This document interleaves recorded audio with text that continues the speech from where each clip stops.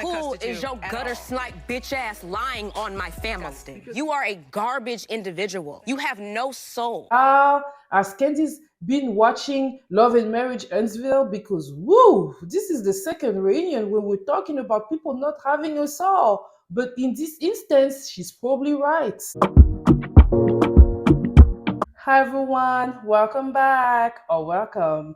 Let's get into the Real Housewives of Potomac reunion part 3 right now. So we're back. Jacqueline is here and she brought a receipt.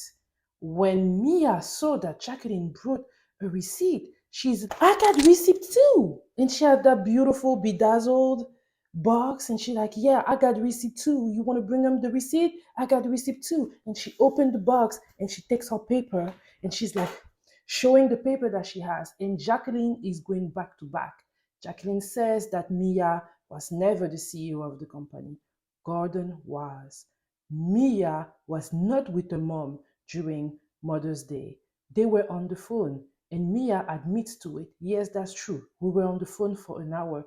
So why did you lie? Mia lied about the simplest thing, y'all. Jacqueline said that Mia was cheating on Gordon and that he thought that was the case. And that's why one day he gave Jacqueline a call to ask about Mia whereabouts. And Mia is trying to explain what she was doing, which honestly was grimy. But hey, Jacqueline says that she's not happy with Mia because she talks about the problem that she had with her house potentially being on foreclosure and all the other issues that she had. But at the end of the day, Mia is the one that doesn't have a home. Jacqueline still has a home. And I was like, child. Jacqueline is playing no game. And as Jacqueline is bringing all those receipts, Mia put a receipt on the side like, anything else from you? Mia, could you have nothing? So the ladies go back and forth and the other ladies are like, eating it in. We see Candiace making faces, Wendy enjoying everything that's going on. One thing I'm going to say that I do believe Mia with is that I do believe that Jacqueline really was cheating. Close my legs to a married man too, but I didn't. Yeah, exactly. But I'm not denying it. She's denying it. It's a difference. That is the one thing that Mia appears to be 100% sure of herself. I believe that Jacqueline did sleep with a married man. And when Andy asked that to Jacqueline, she said no, but I didn't believe it. They also denied that they ever been sexual toward each other. They only take showers together. And Jacqueline also denies that she's never slept with Gordon. But the other ladies remind her that whenever the question was asked, she was coy about it when she could have strictly said yes or no, which is true. Jacqueline has nothing to say about that. When they asked Jacqueline who bought a Porsche or whatever car she's driving, she said that she bought her own Porsche, but Mia wanted her to have a storyline. The story is grimy. Something happened with that, but it is what it is. I think that Jacqueline, maybe they helped her with like a down deposit and she's making the payment. I don't know, but I don't know who to believe in that situation. But yeah, when Jacqueline is done doing her job, she left. And I'm like, good job to Jacqueline, she defended herself. They agreed that they're probably not going to be friends again. I think that the person that's going to have the biggest loss in that situation is probably going to be Mia because she really had a good friend in Jacqueline. Jacqueline should come back to Real Housewives of Potomac. She was interesting. I'm just saying. She was one of the best friends of we've seen in a while in the Housewives franchise. I'm just saying she was really, really fun. So yeah, what did y'all think? Next, we see Miss Charice getting ready and she's looking good. She's saying that, she's happy to see all the other ladies see her. And I'm like, yeah, Karen, don't say it for you. Then she comes in and she says hi to everybody. And it's true that besides Karen's and Wendy, everybody seems to like her a lot. So Andy asked questions. She said that she got 50-50, divorced with her husband. So basically she is still rich. Andy is saying that he really wanted Charice to come back. Charice was not the one that did everything to come back to the show, but she was basically called. And then they go back and forth in the situation with Karen. And Karen was like, Charice was talking. Charice did not care. She was like, child, I don't have time for you. I have dinner tonight. I have more important things to do. Karen still does not see for Charice. And then they go back and forth talking about Karen really saying that she doesn't really like Charice, but they were at each other even. Karen is an hypocrite, y'all. She don't like Charisse. She is showing y'all that she doesn't like her. So now the whole situation is about why Karen is acting a certain way towards Charisse. She don't like her, and she's an hypocrite. So that's why she's doing that, right? So I don't know, like, I feel like this part was such a flop. Charisse had nothing with Karen. For Karen, Karen was paying her dust, and all the lies that she spewed against her. Honestly, who would want to even go back and forth with her? Nobody. Nobody, right? And Charisse is even saying that she said the things that she said about Karen because Karen said some lie about her, but we didn't see any of those lies on TV. Karen didn't go on TV and say that you were sleeping with the workers or doing certain stuff. You did that to her. So I don't know. Like, even if you've heard stuff that wasn't as far as like the camera were involved, I think that Charisse did a lot of damage in a relationship with Karen, and there's no going back. Karen is being clear, and she's paid you dust. And as I said before, Charisse didn't hold her weight, and that's probably why we're not going to see her again. Period. Go back to the situation with Karen where Mia said that somebody saw her having sex with somebody, and Karen is like, you need to give the name to Andy because I want to sue those people. And now Mia suddenly is talking about, well, if you said that it didn't happen, it didn't happen. Why didn't you say that during the show? Mia just lied too much. She just lies a lot, and Karen gave her a very fair warning that is basically happening now. One thing I'm going to say about Karen, she's been having a whole lot of insights when it comes to Mia and when it comes to Robyn. Let's be real. She's been having a whole lot of insight. A whole lot of insight because Mia was just lying. And then Dr. Wendy, she chimes in and she doctored again and telling them it is funny how y'all do not like how when she said this here. And I was like, yeah, it is true. That's what she said. That's true. That's what they do. And that's what us, the audience, we are tired of that. We're tired of the fake rumors, of the lies, of the back and forth, of the back to back lies all the time that is messing up your storyline and make us not trust you all. It's a problem when the audience doesn't trust you. When Mia says something, I don't believe what Mia says. That's a problem. Next scene, highlight on Robyn. We see Robyn during the season and the different things that she's gone through, a happy ending with one. So now that this is over, they're asking question. They're asking her if she ended up having a prenup, and she said yes, it's going to be 50-50. Honestly, I understand why she went 50-50 because whenever one was really rich, she probably, was able to enjoy from being his wife. And I don't know if she was working. And then I think that them losing money was also a little bit of a fault. I'm not 100% sure, allegedly. So I'm going to say allegedly, but I think it's only fair that they're doing 50-50. And then when she's asked if they're going to have a fidelity clause, she said no.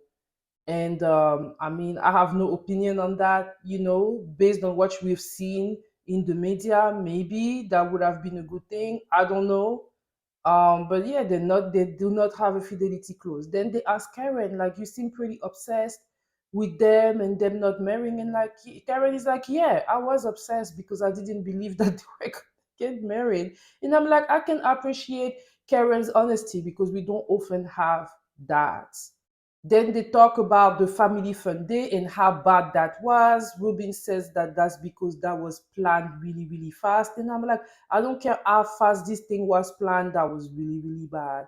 And then they go and talk about the situation with Dr. Wendy's children and how she wasn't willing to invite Dr. Wendy, but she wanted Candiace to play auntie and bring in the kids.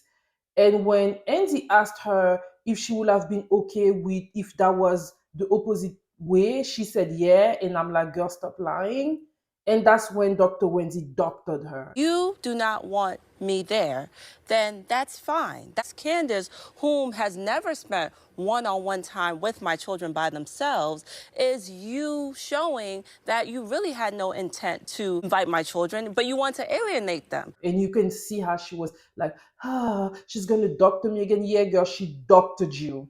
Yep, and Dr. Wendy set you straight, and that was great. Then they talk about the scandal at Juan's job, and she did her best by saying that she doesn't think that Juan did anything wrong. He handled the situation as best as he could, and she also felt that they used Juan's name for clickbait. I mean, she did a good job when she answered that. As the girls are talking and going back and forth, we see the gentleman backstage, and Chris said that he's got all the smoke for those that wants it. Then the husband joins the ladies, and Andy asked Gordon about the situation with Mia's cancer, no cancer, and Gordon literally cried.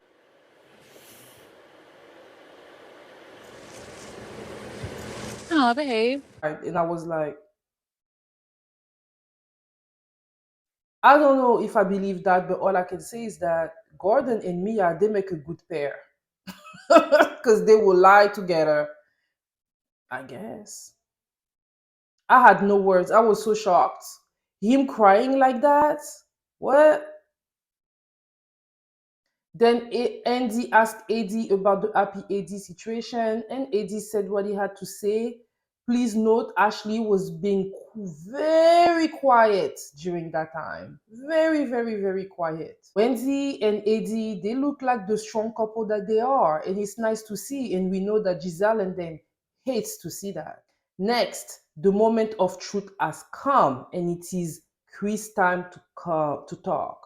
And Chris is not playing any games. He says what he has to say here. When you opened the door and your team was not in there, why didn't you just say, hey, nobody's in here. I thought they were in here. We can have this conversation later. And he puts an emphasis on what did I do.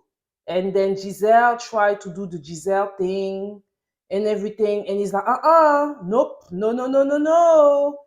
And he says what and he slammed her, and Candiace slammed her. Have not told me what I I'm did. getting there. Well, let's go. Okay. You've had okay. 10 months. No. I've suffered through this for 10 months. Waited for you losing clients, losing money, answering to my children, answering to my family. And I was like, woo! Because I haven't Who cussed at is you your at gutter all. snipe bitch ass lying on my family? I haven't lied. Woo! Candiace played no game, no game. She went really, really, really hard on Giselle, and I was very happy to see it. I didn't care either. I was very happy to see it, and Giselle had nothing. It's to the level where they went so hard on Giselle, and seeing Giselle just being like that, it almost felt like, damn, y'all are going too hard. Like, pipe it down a little bit, because Giselle never has any smokes during the reunion. She's just taking it all in, then she's going to go and be angry in the back and come up with a new story to destroy the people that she doesn't like. That's basically what Giselle does. And she's trying to defend herself, but we can all see through the BS. And Candiace and Chris are tired of it. And Candiace had the Letitia Scott moment. In your words to try and make a point, and it's disgusting. It's disgusting. You are a garbage individual. You have no soul. Has Candiace been watching Love and Marriage Huntsville? Because, woo, this is the second reunion where we're talking about people not having a soul. But in this instance, she's probably right. And then when Candiace was into a diatribe talking to Giselle and telling her how she is using a skin color to get away around, that's when Mia had the nerve to wake up and be like, don't say that. You need to go to Wikipedia. And I'm like, shut up, Mia. So Wendy came in and doctored a little bit Candiace. You has stated something about her white skin. I know you're angry, but I just want you to consider, on the heels of that conversation, just what that may imply. This is like, I understand what you're telling me and I appreciate what you're telling me, but I have a lot of vitriol for this woman, and what I said is what I said. This situation was evidence that the discussion on colorism was not enough, right? Because if they all felt like they were on the same page and all felt a certain way, I don't think that Candiace would have brought it the way she brought it. But her bringing it up again shows how deep that colorism situation discussion was a miss for them. And then Ashley woke up. It was like, oh no, you don't want to be able to do that and stuff like that. And here is the thing. Do I think that Candiace had the right to say what she said to Giselle? Honestly, no, in my opinion. Because I can understand why she thinks that there's some colorism, but I feel like if Giselle was of darker shade, but with the position that she has in the show, she would still do the stuff that she does, right? Do I think that Giselle may have gotten away because of skin color and the way she looks? It's possible though. It is possible, but Giselle is who she is. So yeah, I mean, Candiace was angry. She was mad, and Giselle has nothing to give. Like when those moments happen, Giselle knows to just shut down. And Chris and Candiace had to say what they had to say to Giselle. At some point, they kind of like come into an agreement that certain things Giselle shouldn't have said. She apologized to Chris. Chris accepted the apology, but Candiace is like, we're not done. And I was like, Being wanted to chime in and feels that we all are talking about not feeling comfortable, but are we going to talk about how Karen is saying what she said about Juan? And I'm like, Robyn, girl, shut up. I wish you didn't say anything. Like, I understand what you said, but I wish you didn't say anything because you have a lot coming up for you. And Karen is saying, well, it really did what it did. And even Karen's husband is saying, yeah, that day that happened, she came in and told me that he really did that. Does she think that it was sexual assault against her? No. But does she think that one needs to be careful in the way he touches women? Yeah. And Robyn, of course, had nothing to say because you're not going to be able to go back and forth with that. And Andy lightened the mood a little bit, and we finally learned that the ladies were effectively showing each other cooch, and that Wendy has the prettiest pee, but that Mia and Wendy didn't do anything and did not kiss and didn't do all of that. Gordon was like excited. He says that he loved it, the whole thing, and he just wants to make sure that production was not there when they were showing each other's couch. He asked Karen's husband how he feels about the potential of Karen allegedly cheating on him. And he's like, I don't believe that. And he's like, those girls were nasty all season. I love Karen's husband. He is not phased by all the shenanigans. He is just an old man trying to like live his best life. He is not worried. He is not worried about none of what the stuff y'all are talking about at all. And then Andy said that since all the drama happened in Miami, he is going to bring it back to Miami. So he brings up audio, and he has Candiace's song in it, and they're like, oh, shimmy, shimmy, shimmy. It is the end of it. And then they're talking about Robyn's situation and an infamous interview with Andy. When Candiace's song came in, at some point we see Robyn, like we see how the camera is on Robyn and the song says insecure. I was like, shut. Giving nothing. She's gonna lie and lie. Honestly, if she's not gonna be willing to be, some type of real, I'm okay with Robyn not coming back. The blogs lied a little bit when they said that was very tense and Andy fired her. We didn't see none of that. And y'all, that is one of the reasons I don't really want to go too much into like the hot topic / rumor type of video on YouTube where you're going to say things and then it's not going to happen, or that's not really what happened, because there is a very, very fine line. And this was an example of it. I thought that this was going to be super explosive and we were going to see a very angry Andy and a very angry Robyn, but that's not really what we saw. If she don't want to give nothing next season, if they ask her to come back, it's okay for her not to come back. She's not going to be missed. As I said before, I'd rather for her be on hiatus so that we can see how Giselle gonna handle herself on her own, honestly. But yeah, y'all, that was the last episode of the Real Housewives of Potomac season 7. Yeah! I made it to the end, y'all. Reviewed all episodes. I'm so thankful to you all that have been watching my videos, supporting me. I've had such a good time reviewing this season. For those of you that didn't know me before, get to be introduced to me and the type of review that I do. Your support has been so appreciated. For those of you that are new and that are still not subscribe. I invite you to, for those of you that have been with me, supporting me, thank you all so much for your support. And I will see you all soon, as I'm going to be reviewing the next Real Housewives. I think it's like the trip one with Candiace and Giselle. I will be reviewing that, so you will see me soon. See you all later. Bye.